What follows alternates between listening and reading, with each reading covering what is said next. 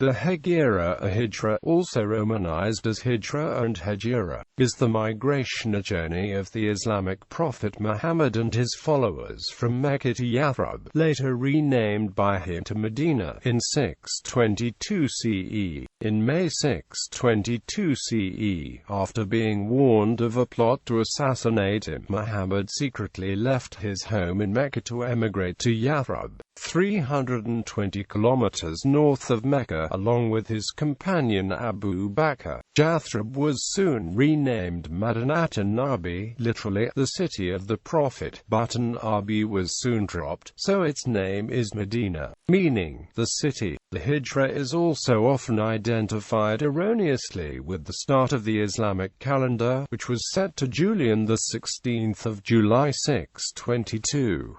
First Hijra. The first Hijra is dated to 615 Rajab 613, when a group of Muslims counseled by Muhammad to escape persecution in Mecca arrived at the court of the Christian monarch of the Ethiopian Empire, Ashama ibn Abjar. Muhammad himself did not join this emigration. In that year, his followers fled Mecca's leading tribe, the Quraysh, who sent emissaries to Ethiopia to bring them back to the Arabian Peninsula. However, the Negus refused to send them back. Muhammad's Hijra. Context. In Mecca, at the pilgrimage season of 620, Muhammad met 6 men of the Banu Khazraj from Medina, propounded to them the doctrines of Islam, and recited portions of the Quran. Impressed by this, the 6 embraced Islam, and at the pilgrimage of 621, 5 of them brought 7 others with them. These 12 informed Muhammad of the beginning of gradual development of Islam in Medina, and took a formal pledge of allegiance at Muhammad's hand, promising to accept him as a prophet, to worship none but one God, and to renounce certain sins such as theft, adultery, and murder. This is known as the First Pledge of Al-Aqaba. At the request, Muhammad sent with them Musa'ib ibn Umar to teach them the instructions of Islam. Biographers have recorded the considerable success of Musa'ib ibn Umar in preaching the message of Islam and bringing people under the umbrella of Islam in Medina. The next year, at the pilgrimage of 622, a delegation of around 75 Muslims of the Banu Aws and Khazraj from Medina came, and in addition to restating the formal promises, they also assured Muhammad of their full support and protection if the latter would migrate to the land. They invited him to come to Medina as an arbitrator to reconcile among the hostile tribes. This is known as the Second Pledge at Al-Aqaba, and was a politico-religious success that paved the way for his and his followers' immigration to Medina. Following the pledges, Muhammad encouraged his followers to migrate to Medina, and in a span of 2 months, nearly all the Muslims of Mecca migrated to Medina. During the early 7th century, Medina was inhabited by 2 types of population: Jewish and pagan Arabs. The Jews that had 3 principal clans: Banu Kanoka, Banu Nadir, and Banu Qurayza. The Arab pagans had 2 tribes, the Banu Aws and Khazraj.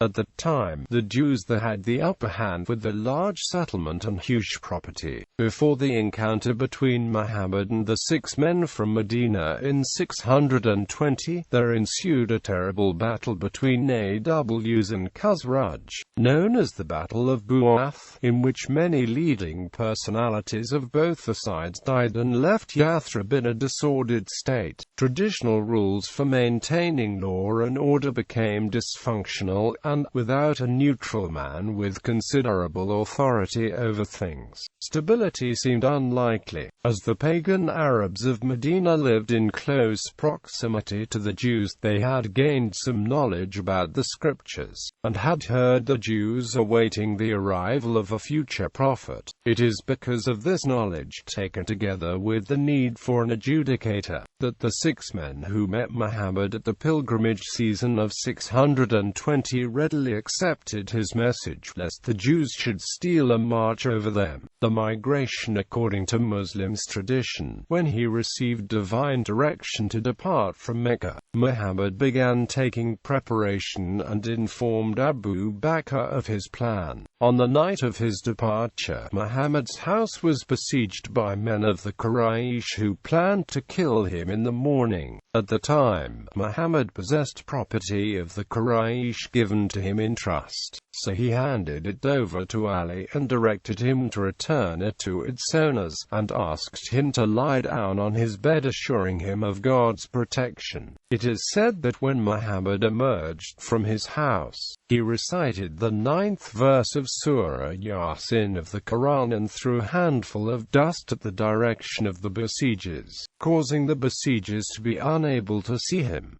Soon Muhammad joined Abu Bakr, left the city, and the two took shelter in a cave outside the city. Next morning, the besiegers were frustrated to find Ali in Muhammad's place. Fooled and thwarted by Muhammad's plan, they rummaged the city in search for him, and some of them eventually reached the threshold of the cave, but success eluded them. They did not enter the cave because there was an unbroken spider's web at the entrance. When the Quraysh came to know of Muhammad's escape, they announced heavy reward for bringing Muhammad back to them, alive or dead. Unable to resist this temptation, pursuers scattered in all directions. After staying for 3 days, Muhammad and Abu Bakr resumed their journey and were pursued by Suraka bin Malik. But each time he neared Muhammad's party, his horse stumbled and he finally abandoned his desire of capturing Muhammad. After 8 days' journey, Muhammad entered the outskirts of Medina on the 24th of May 622, but did not enter the city directly. He stopped at a place called Quba, a place some miles from the main city, and established a mosque there. After a 4-day stay at Quba, Muhammad along with Abu Bakr continued the migration to Medina, participated in the first Friday prayer on the way, and upon reaching the city, were greeted cordially by its people.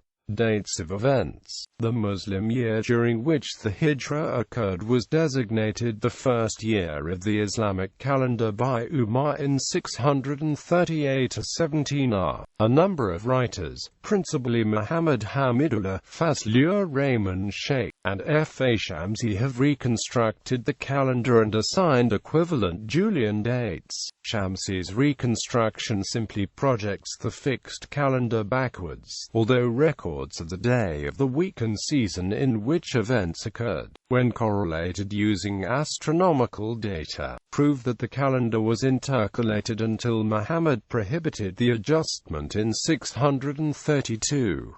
The conference was on Thursday, 26 Safar 1, as correctly stated by Shamsi.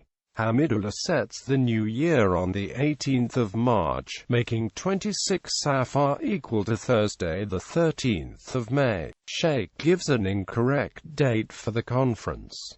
Here are the dates using Hamidullah's reconstruction. These dates are discussed by Al-Biruni, Alvi, Ibn Sa'd, Abu Ja'far and Ibn Hisham. The hypothetical dates in the retro-calculated Islamic calendar extended back in time differ from the actual dates as they were on the Julian calendar. Annual celebration of the Hijra has long been assigned to 1 Muharram, the first day of the Muslim year, causing many writers to confuse the first day of the year of the Hijra with the Hijra itself, erroneously stating that the Hijra occurred on 1 Muharram R1 or even the hypothetical Gregorian date from retro-calculating 26 Rabi I in R1 to the 16th of July 622, even though the first visit to Medina for Friday prayers actually occurred on 12 Rabi I. Thus it is important to remember that that whenever the tabular Islamic calendar invented by Muslim astronomers is extended back in time, it changes all these dates by about 118 days of 4 lunar months as the first day of the year during which the Hijra occurred. 1 Muharram 1 would be mistaken from Friday the 19th of March